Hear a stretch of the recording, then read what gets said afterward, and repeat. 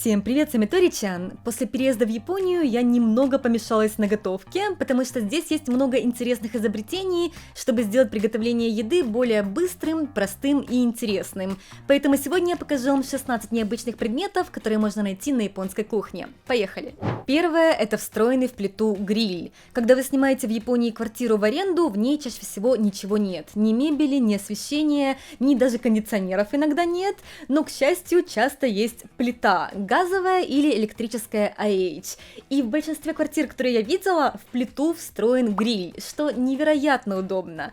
И в Японии почему-то не пользуются популярностью духовки, поэтому на духовку не рассчитывайте. Я, наверное, ни разу не видела в Японии духовку в квартире. Но гриль почти всегда есть, потому что японцы обожают готовить на нем рыбу. Такой гриль часто встроен под плитой, и он очень маленький и незаметный. Мы как-то жили в квартире и год не знали, что у нас, оказывается, есть гриль в плите. И, допустим, даже в доме, где мы сейчас живем, мы примерно год опять-таки не знали, что у нас, оказывается, в плите есть такая панелька, на которую ты нажимаешь, и она выдвигается, и эти кнопочки предназначены для регулировки температуры в гриле, чтобы можно было там жарить разную рыбу, овощи и так далее. Я предполагаю, что в Японии просто нет культуры готовить большую запеченную утку в духовке, а вот готовить рыбку жареную маленькую есть, поэтому вполне хватает такого небольшого гриля, плюс это экономия места, и действительно это довольно удобно, если вы не запекаете что-то в больших количествах. Второе – это японские мультифункциональные микроволновки. И я не знаю, откуда пошел слух, что японцы не пользуются микроволновками и они здесь запрещены. Это неправда, японцы обожают свои микроволновки. Для экономии места в одну эту несчастную микроволновку засовывают столько функций, сколько, мне кажется, даже не нужно было бы. Допустим, у нашей микроволновки есть функция, во-первых, обычной духовки. Мы можем запекать в этой микроволновке пироги, утки, все, что помещается. Также функция гриля. Тостер, мы можем делать тосты, это немного отличается от функции гриля. Плюс к этому всему у нас есть функция пароварки внутри микроволновки, поэтому мы можем, допустим, готовить овощи и даже варить яйца. Я иногда показываю в наших видео, что мы варим яйца в микроволновке, и люди в шоке, как они не взрываются. Это потому, что мы их не микроволнуем, а варим на пару. Третье. Настольная кастрюля набе. Набе с японского дословно переводится как кастрюля, но так также называют суп, который готовится в этой кастрюле. И набе — это очень популярное в Японии блюдо, особенно зимой, когда хочется согреться. И японцы любят готовить суп набе в этой кастрюле набе прямо на столе, чтобы далеко не нужно было нести еду. Зимними вечерами приготовление набе — это как маленький праздник для семьи, когда все собираются, садятся вокруг набе, которая стоит посередине стола, и под одеялками готовят супчик, и когда он готов, разливают его и еще горячим все вместе едят. Это очень удобно, потому что вам не нужно много посуды использовать. Вы нарезали овощи, мясо, рыбу и так далее, все это закинули в одну большую кастрюлю набе, в ней же вы и готовите, и из нее и разливаете всем еду. Раньше набе готовили на углях, но в наше время есть разные виды переносных маленьких комфорок на газовых баллончиках и электрические тоже. Четвертое. Такояки-сковородка. Такояки — это такое блюдо, сделанное из теста с начинкой из осьминога. И часто тоже это готовят на столе, все вместе собираются с семьей или друзьями и устраивают такояки-парти. Берут тесто жидкое, заливают в эту сковородку, сверху кидают разные виды начинок, осьминог, креветка, можно что угодно использовать, и потом палочками все это сворачивают вот в такие шары. И без использования такой сковородки шары не получаются, поэтому это необходимость, если вы хотите приготовить такояки дома. Пятое. Коробка для хранения риса. Японцы обожают рис и очень много его едят. Говорят, что в среднем один японец в год съедает в районе 50 килограмм риса, и весь этот рис нужно где-то хранить, поэтому вы обязательно на кухне японца увидите коробку с рисом. Конечно, мало кто хранит 50 килограмм риса дома, но в магазине часто покупают рис упаковками сразу 5 или 10 килограмм. Если хранить рис просто в упаковке, то, как и с любой крупой, там могут завестись маленькие насекомые и даже плесень. Поэтому японцы хранят рис в специальных герметических коробках, но даже здесь японцы перешли на новый уровень. Допустим, это отдел со специальными контейнерами для риса в магазине, и их есть огромный выбор, начиная от обычных простых пластиковых контейнеров и заканчивая довольно модными, сделанными из дерева. Есть даже умные контейнеры, которые умеют автоматически отсыпать нужное количество риса для порции на 1 или 2 человек. Мне кажется, это немножко перебор. Вполне можно себе чашкой отмерить, сколько нужно риса. Мы храним рис вот в таком простом черном контейнере, на котором написано «рис», чтобы мы не забыли, и отмеряем нужную порцию вот таким специальным стаканчиком. Шестое. Приборы для приготовления риса. Поскольку рис является важной частью японского рациона, не только его хранение, но и приготовление очень важно. И традиционно рис готовили в специальных таких кастрюлях под названием донабе. Набе — это кастрюля, а до переводится как грязь или земля. И говорят, что в донабе вкуснее готовить рис, поскольку оно сделано из керамики, и керамика лучше впитывает излишки воды, которые остались после варки риса. В наше время рис в донабе часто готовят в японских традиционных ресторанах, и он действительно очень вкусный там получается. Но дома японцы чаще используют рисоварку. Меня иногда спрашивают, почему это именно рисоварка, а не мультиварка называется, и в чем разница.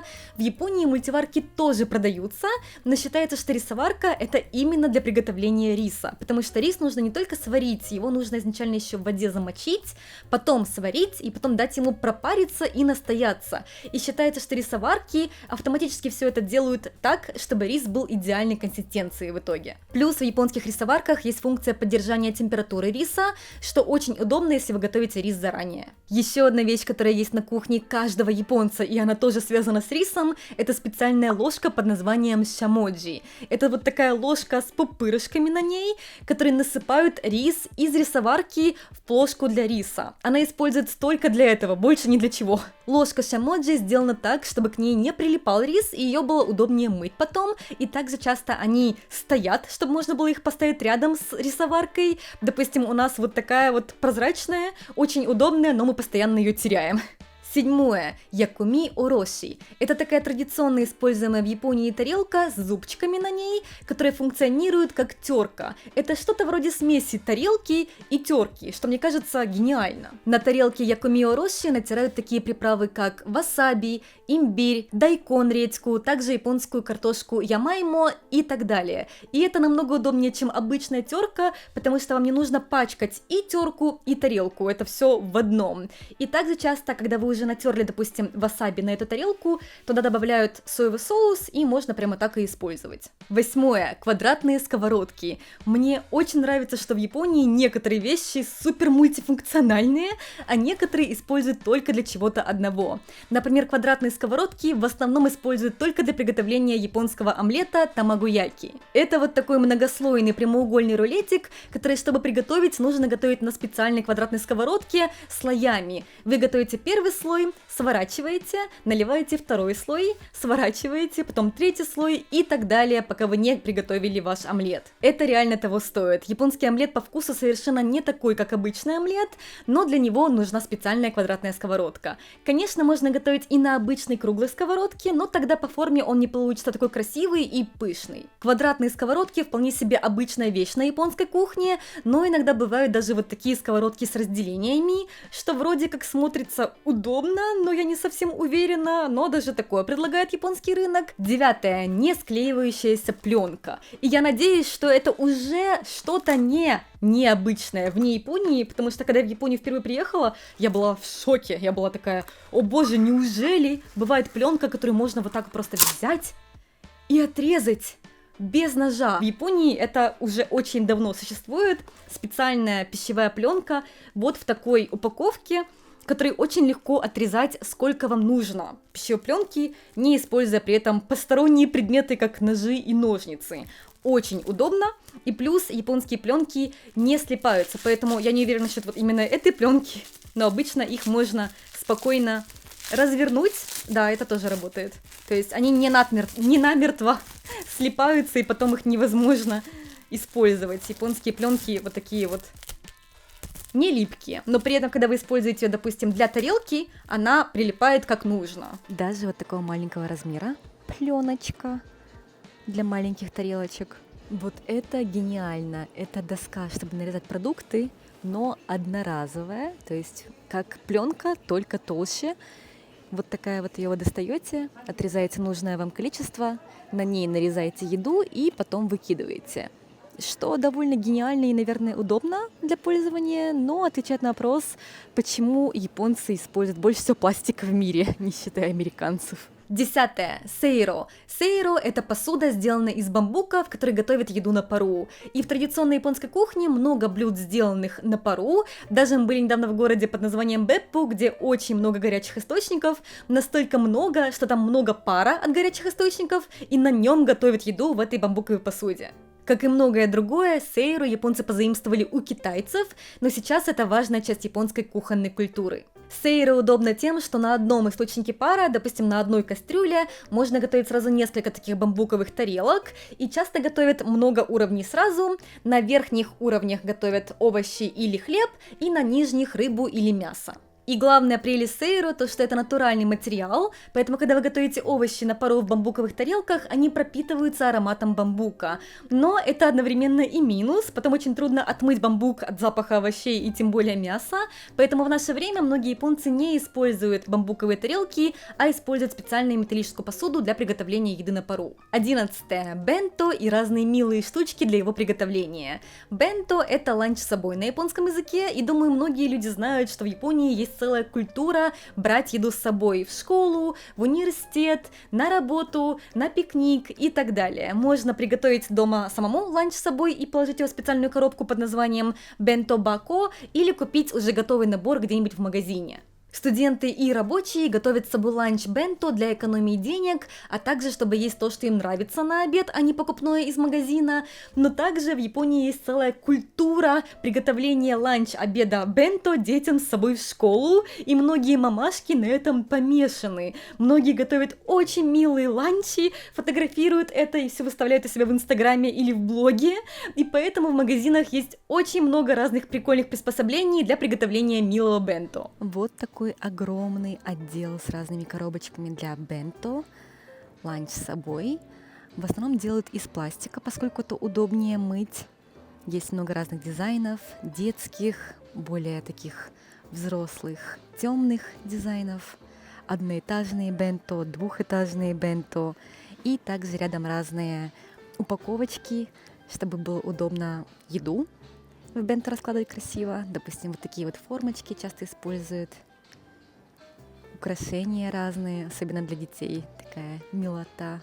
Посмотрите, это формочки, чтобы вырезать сэндвичи в виде цветочков. Вот этим можно вырезать лица на сосисках. Палочки, чтобы накалывать еду с разными милыми животными. Какая прелесть. Это я сейчас, конечно, смеюсь, а потом я буду тоже идти на все, чтобы ребенок съел то, что ему в бенто положил. Даже бенто упаковочка для банана. 12. Ваппа. Ваппа – это японская посуда, сделанная из изогнутого дерева, часто бамбука или любого другого вида дерева. И в отличие от сейро, в этой посуде не готовят, а используют ее для сервировки. Деревянную посуду ваппа часто используют в японских традиционных ресторанах, но в наше время, наоборот, снова становится популярно использовать такую посуду дома, потому что она смотрится стильно, и также дерево впитывает в себя излишки влаги из еды, делая ее вкуснее. Минус – такую посуду нельзя мыть в посудомоечной машинке, только вручную. 13. Устройство для сплющивания пластиковых бутылок. И это уже более современная вещь. В Японии сортируют мусор на разные категории. Сгораемый мусор – это разные отходы от еды, бумага и тому подобное. Такой мусор мы выкидываем 2 раза в неделю. И в Японии нет контейнеров, куда можно вынести мусор, поэтому обычно у нас есть определенные дни недели, когда можно выкинуть мусор на улицу, когда за ним приезжает мусорная машина. И 2 раза в неделю для сгораемого мусора, но для пластиковых бутылок это бывает намного реже, в зависимости от региона. Допустим, в Фукуоке пластиковые бутылки забирают только раз в месяц. И если ты пропустил пластиковые бутылки, когда их забирают, то потом у тебя накапливается за несколько месяцев много разных пакетов пластиковых бутылок, если особенно ты пьешь воду из пластиковых бутылок из магазина. Но некоторые люди покупают специальные такие приспособления для сплющивания бутылок, чтобы было компактнее их хранить в пакетах для мусора до их судного дня, когда их можно выкинуть. 14. Из той же категории это освежитель воздуха для мусорного ведра. Я долго привыкала к японской системе сортировки мусора, и то, что нельзя просто пойти и выкинуть мусор в контейнер на улице, нужно ждать определенный день, и если ты его пропустил, то мусор будет жить с тобой неделю или даже дольше. И поэтому в Японии придумали специальные ароматические насадки, которые которые клеятся на крышку мусорного ведра изнутри и впитывают разные неприятные ароматы мусора и испускают приятные ароматы и даже отпугивают или иногда уничтожают неприятных насекомых. Для тех, кто задумался, почему нельзя просто взять и выставить мусор на улицу у двери, чтобы он тебе в доме не вонял, в Японии очень умные и очень агрессивные вороны, которые, как только видят твой мусор, растаскивают полностью все по всему кварталу, и если будут жалобы от других жителей, то могут даже тебя выселить из квартиры, если это было не один раз, и если, допустим, такое случилось, нужно будет идти и собирать ошметки мусора по всей улице, что у нас уже как-то было, когда мы ошиблись и выставили мусор в другой день. И если его сразу не забрали, вороны знают об этом. 15. Нукадоко. Чаша для солений. В японской кухне очень популярны соленья под названием нукадзуке. Нука – это отруби от риса, и цке – это соленья. Поэтому это не просто соленья в соли, а засоленные овощи, иногда даже рыба или мясо, в рисовых отрубях, смешанных с солью. Для таких солений на рисовых отрубях используют специальные чаши, в которых легко создать благоприятную среду для полезных бактерий. И 16. Это главный предмет кухни в японском доме – сайбаши. Палочки для готовки. Да, мы в Японии используем в основном палочки не только для еды, но и готовки тоже, и это невероятно удобно. В отличие от обычных палочек для еды, палочки для готовки сайбаши очень длинные, часто сделаны из дерева, бамбука или силикона. Изначально я не понимала, как японцы могут все готовить палочками, но когда привыкаешь к этому, это очень удобно, потому что тебе не нужно использовать много разных приборов для готовки и пачкать все это, а потом мыть. Это были необычные предметы, которые можно найти на японской кухне. Было ли что-то, что вас удивило? Жду ваших комментариев. У меня также есть видео о странных вещах, которые можно найти в японском доме. Кому интересно, посмотрите. И надеюсь, что вам было интересно это видео. Всем спасибо за просмотр. Всем пока!